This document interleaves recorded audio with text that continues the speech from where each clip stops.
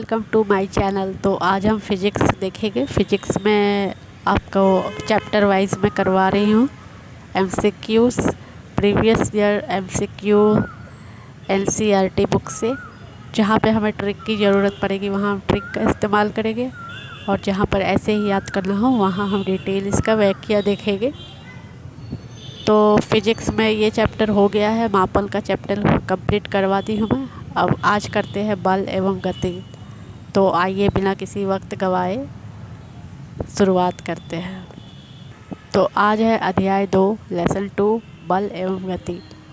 तो बल एवं गति का पहला क्वेश्चन हम देख लेते हैं। इसे थोड़ा सा बड़ा कर देते हैं ताकि आपको अच्छे से नज़र आ जाए। क्या कारण है कि व्यक्ति चट्टान पर प्रहार करते हुए चोटिल हो जाता है? तो इसका राइट आंसर है प्रतिक्रिया। प्रतिक्रिया इसका राइट आंसर है। तो इसका व्याख्या देख लेते हैं। न्यूटन की गति के तीसरे नियम के अनुसार सदैव प्रत्येक क्रिया के समान एवं विपरीत दिशा में प्रतिक्रिया होती है, यानी एक्शन का रिएक्शन होता है। तो इसलिए जब कोई व्यक्ति चट्टान पर प्रहार करता है तो चट्टान द्वारा भी उसी परिमाण में एक प्रतिक्रिया बल लगाया जाता है, जिसके कारण व्यक्ति चट्टान पर प्रहार करते हुए चोटिल हो जाता है। ठीक है, तो इसका क्या है? एक्शन का रिएक्शन होता है, सीधा सीधा इसका मतलब है। अब सेकंड क्वेश्चन देख लेते हैं। ये हम पढ़ रहे हैं बल एवं गति लेसन 2। इसके पहले मापन 1 चैप्टर मैंने पूरा करवा दिया है एमएसक्यू। आप प्लेलिस्ट में देख सकते हैं, फिजिक्स के प्लेलिस्ट में मैंने वीडियो डाल दी है। तो क्वेश्चन नंबर 2 देख लेते हैं। एक समान गति के साथ एक वस्तु क्या नहीं हो सकती? त्वरित हो सकती है। इसका राइट आंसर है त्वरित हो सकती है। तो इसकी व्याख्या है, यदि कोई वस्तु एक समान गति कर रही है तो उसका वेग नियत होगा। एक समान गति के साथ कोई पिंड या वस्तु त्वरित हो सकती है, जिसे एक समान त्वरित गति कहते हैं। निम्नलिखित में से कौन आभासी बल है? तो इसका राइट आंसर अपकेंद्रीय बल। किसी वृत्ताकार वृत्त पर गतिशील वस्तु पर केंद्र से बाहर की ओर लगने वाला अपकेंद्रीय बल एक काल्पनिक आभासी बल है। इसकी दिशा अभिकेंद्रीय बल के विपरीत दिशा में होता है। कपड़ा सुखाने की मशीन, दूध से मक्खन निकालने की मशीन आदि अपकेंद्रीय बल सिद्धांत पर कार्य करती है। इसके ये उदाहरण है। न्यूटन के गति का पहला नियम किससे संबंधित है? तो ये संबंधित है जड़त्व से। न्यूटन के गति के पहले नियम को जड़त्व का नियम कहते हैं, यानी लॉ ऑफ इनर्टिया भी कहते हैं। इस नियम के अनुसार कोई वस्तु अपनी यथा स्थिति में बनी रहती है जब तक उस पर कोई बाह्य बल लगाकर उसकी स्थिति परिवर्तन ना किया जाए। मतलब कोई बाहर का बल जब तक ना लगाए तब तक वह वहाँ से हिलेगा डुलेगा नहीं वो वस्तु। अर्थात जब कोई वस्तु गतिशील है तो वह गतिशील अवस्था में तब तक रहेगा जब तक इसमें कोई बाहर का बल नहीं लगाया जाएगा। एक साइकिल चालक को वृत्तीय गति में किस ओर झुकना चाहिए? तो इसका राइट आंसर है केंद्र की ओर। ये सब सारे प्रश्न पूछे जा चुके हैं। ये सब सारे प्रीवियस ईयर के क्वेश्चन हैं और ये बुक है एनसीईआरटी का। तो इसका व्याख्या देख लेते हैं। जब कोई साइकिल चालक वृत्तीय पथ पर गति करता है तो उसे अपनी स्थिति को संतुलित रखने के लिए अभिकेंद्रीय बल की आवश्यकता होती है, जिसे प्राप्त करने के लिए साइकिल चालक को केंद्र की ओर झुकना पड़ता है। वृत्तीय पथ पर गतिशील एक वस्तु उदाहरण है। इसका राइट आंसर एक समान गति और चर वेग। जब कोई वस्तु किसी वृत्ताकार मार्ग पर गति करती है तो उसकी गति की वृत्तीय गति कहते हैं। वृत्तीय गति में गतिशील वस्तु की दिशा सदैव बदलती रहती है तथा वह वस्तु किसी निश्चित व स्थिर बिंदु से एक निश्चित दूरी पर रहती है। तो यदि वस्तु एक समान चाल से गति करती है तो उसकी गति को एक समान वृत्तीय गति कहते हैं। वृत्तीय गति एक त्वरित गति होती है क्योंकि वेग की दिशा प्रत्येक बिंदु पर परिवर्तित हो जाती है। अगला है रॉकेट किस सिद्धांत पर कार्य करता है? तो रॉकेट रेखीय संवेग संरक्षण पर कार्य करता है। रॉकेट रेखीय संवेग संरक्षण सिद्धांत पर कार्य करता है। यह सिद्धांत न्यूटन की गति के तीसरे नियम के अंतर्गत कार्य करता है। इस नियम के अनुसार प्रत्येक क्रिया के बराबर परंतु विपरीत दिशा में प्रतिक्रिया होती है। अर्थात एक वस्तु में जितना संवेग परिवर्तन होता है दूसरी वस्तु में उतना ही संवेग परिवर्तन विपरीत दिशा में होगा। इसी के कारण नीचे की ओर गतिशील गैस की रॉकेट को ऊपर की दिशा में धक्का प्रदान करती है। रॉकेट से निकलने वाली गैसों के कारण रॉकेट का द्रव्यमान परिवर्तित होता रहता है, जिससे रॉकेट को आगे बढ़ने के लिए आवश्यक वेग व त्वरण प्राप्त होता है। एक नाव जल में नहीं डूबेगी जब उसके द्वारा विस्थापित जल किसके बराबर होगा? तो इसका राइट आंसर है नाव के भार के बराबर। जब एक नाव अथवा कोई भी वस्तु किसी तरल में तैरती है तो उस पर उस तरल द्वारा ऊपर की ओर उत्प्लावन बल लगाया जाता है। आर्किमिडीज के सिद्धांत के अनुसार जब कोई वस्तु किसी तरल में पूर्णतः या आंशिक रूप से डुबोई जाती है तो उस पर लगने वाला उत्प्लावन बल उस वस्तु द्वारा विस्थापित तरल के भार के बराबर होता है। यदि कोई वस्तु तैर रही है तो इसका अर्थ है कि वस्तु द्वारा विस्थापित किए गए तरल का भार वस्तु के भार के बराबर है। सभी मूल आधारीय बलों में सबसे कमज़ोर बल कौन सा है? तो इसका राइट आंसर है ए, गुरुत्वाकर्षण बल। प्रकृति में 4 मौलिक अर्थात संपर्क बल पाए जाते हैं। पहला है गुरुत्वाकर्षण बल, और दूसरा है दुर्बल नाभिकीय बल, तीसरा है विद्युतीय चुंबकीय बल। फिर से एक बार देख लेते हैं। पहला है गुरुत्वाकर्षण बल, सेकंड दुर्बल नाभिकीय बल, थर्ड विद्युत चुंबकीय बल, प्रबल नाभिकीय बल। प्रकृति में 4 मौलिक संपर्क बल पाए जाते हैं। सबसे कमज़ोर बल है अनंत है परास वाला। दूसरा सबसे कमज़ोर बल जो है दुर्बल नाभिकीय बल, तो कम परास वाला। और तीसरा शक्तिशाली बल परंतु अनंत परास वाला है विद्युत चुंबकीय बल। प्रबल नाभिकीय बल सर्वाधिक शक्तिशाली बल परंतु कम परास वाला। वृत्ताकार पथ पर गतिशील वस्तु यदि एक चरण पूर्ण करने में 1 सेकंड लेती है तो इसका औसत वेग क्या होगा? तो इसका राइट आंसर है 0।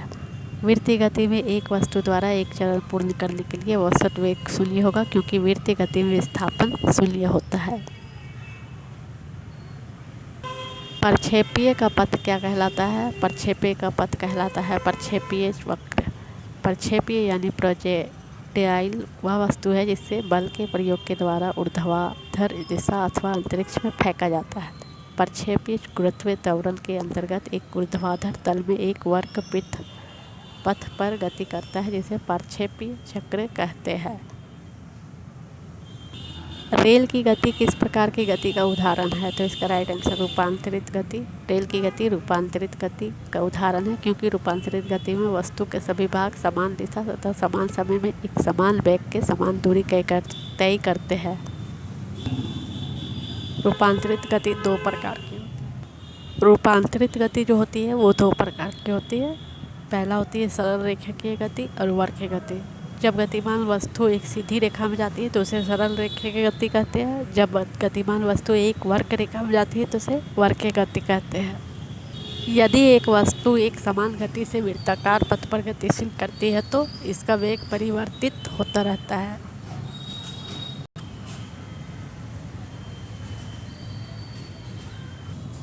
इसकी व्याख्या है एक समान वृत्तीय गति यूनिफॉर्म सर्कुलर मोशन से गतिशील वस्तु की गति अपरिवर्तित होती रहती है, परंतु उसकी दिशा डायरेक्शन लगातार परिवर्तित होती रहती है। इसलिए वस्तु के वेग में परिवर्तन होता रहता है तथा त्वरण शून्य रहता है। त्वरण शून्य रहता है।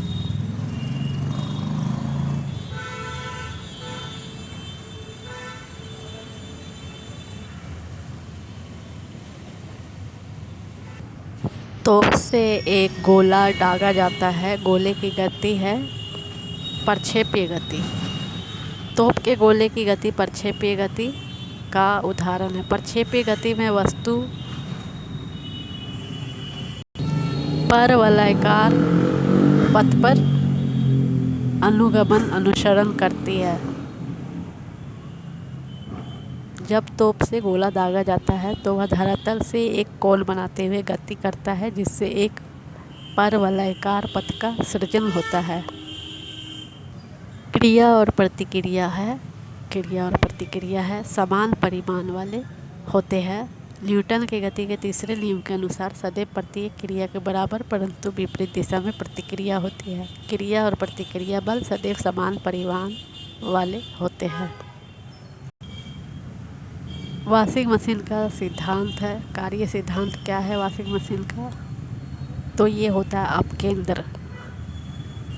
तो अपकेंद्रल बल की वजह से वह प्रतिक्रिया बल जो परिणाम में अभिकेंद्री बल के बराबर होता है, किंतु जिसकी दिशा अभिकेंद्री बल के विपरीत अर्थात केंद्र के बाहर की ओर होती है, अपकेंद्री बल कहलाती है। वॉशिंग मशीन, दूध से मक्खन निकालने की मशीन आदि अपकेंद्री बल के सिद्धांत पर कार्य करता है। लोलक घड़ियाँ गर्मियों में सुस्त हो जाती है क्योंकि लोलक की लंबाई बढ़ जाती है। तो लोलक की आवर्तकाल लोलक की लंबाई के अनुक्रमानुपाती होती है, अतः गर्मियों में लोलक की लंबाई बढ़ने के कारण उसका आवर्तकाल बढ़ जाता है। परिणाम लोलक घड़ियाँ गर्मियों में सुस्त हो जाती है। पृथ्वी का पलायन वेग है 11.2 किलोमीटर प्रति सेकेंड। तो पृथ्वी का पलायन वेग 11.2 किलोमीटर प्रति सेकंड है। पलायन वेग वह न्यूनतम वेग है जिससे यदि किसी पिंड को ऊपर की ओर फेंका जाए तो वह पृथ्वी के गुरुत्वीय क्षेत्र को पार कर जाता है तथा पृथ्वी पर कभी वापस नहीं आता है, वो अंतरिक्ष में चला जाता है। तो पलायन है। तो इसका एक ट्रिक मैं बताती हूँ आपको।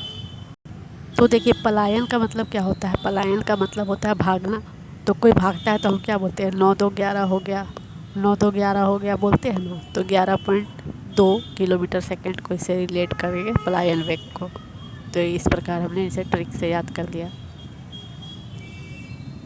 अगला है, पृथ्वी वस्तुओं को अपनी ओर आकर्षित किस बल के कारण करती है? तो ये होता है गुरुत्वाकर्षण बल। पृथ्वी हर चीज़ को गुरुत्वाकर्षण करती है और अपनी ओर आकर्षित करती है। ब्रह्मांड में किन्हीं दो वस्तुओं के बीच लगने वाली आकर्षण बल को गुरुत्वाकर्षण बल कहते हैं।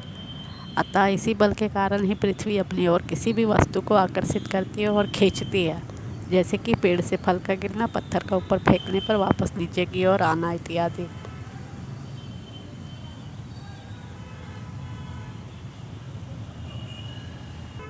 बल किन भौतिक राशियों का गुणनफल है? तो इसका राइट आंसर है द्रव्यमान और त्वरण का। तो बल वह खिंचाव या धक्का है जो एक पिंड द्वारा दूसरे पिंड पर आरोपित किया जाता है या किसी वस्तु की स्थिति को परिवर्तित करता है या परिवर्तित करने का प्रयास करता है।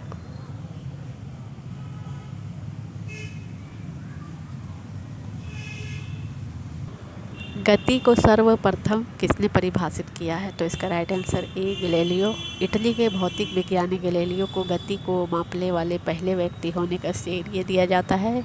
गैलीलियो ने गति को समय की प्रति इकाई तय की गई दूरी के रूप में परिभाषित किया था।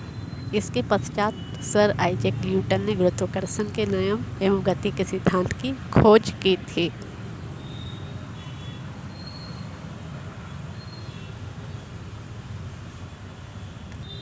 तो ये थे फिजिक्स के बल एवं गति का चैप्टर। मापन भी हो गया है, बल भी गति भी हो गया आज।